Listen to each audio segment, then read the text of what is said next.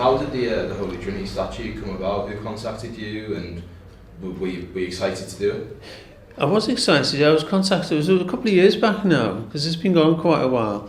And I was asked to if I was interested in submitting some ideas for some sculptures.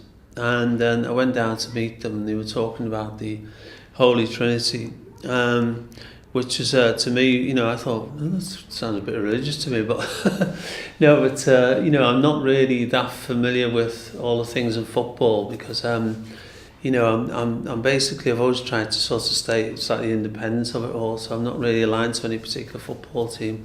But it's a great honour to work for any of the great football teams in Liverpool.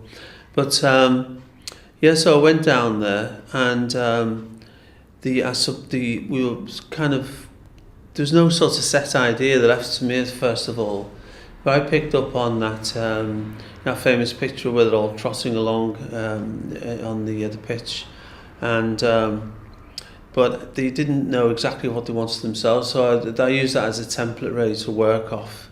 And then later on they were talking about them actually running away from each other, that kind of idea. So, but they was slightly undecided as to whether it should be this way or that way. So I designed maquettes, models, so that you could go either way. So I based it on that sort of initial templates of them all trotting along, and then you could make the base so they could all lock together, and so they'll all be running away from each other. And so I'm not too sure exactly what the plan is at the moment, where they're actually going, because that's all been happening outside of my area, but I know what they look like, and they're all made and they're all ready to go, and I think people like them when they see them.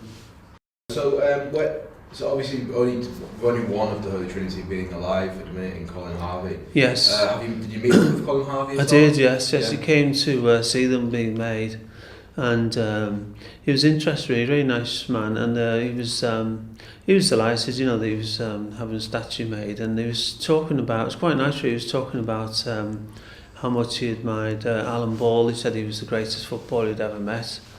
And I've heard that a lot about him, but of course I'm sure maybe Alan Ball would have said the same about him, I don't know.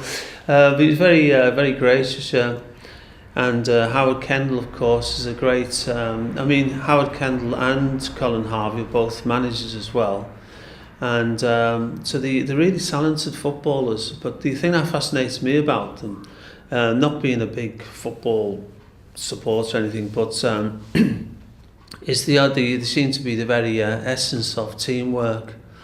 That they seem to be, great footballers seem to know where they are all the time on the football ground, and they know what's going on, and the pitch is constantly changing. It's each second they have to it's like a computer, they constantly have to update where such a person is, and they've got all these little plans worked out together, and sometimes they work, sometimes they don't, and they constantly have to be changed. But those three players seem to have perfected a system between them.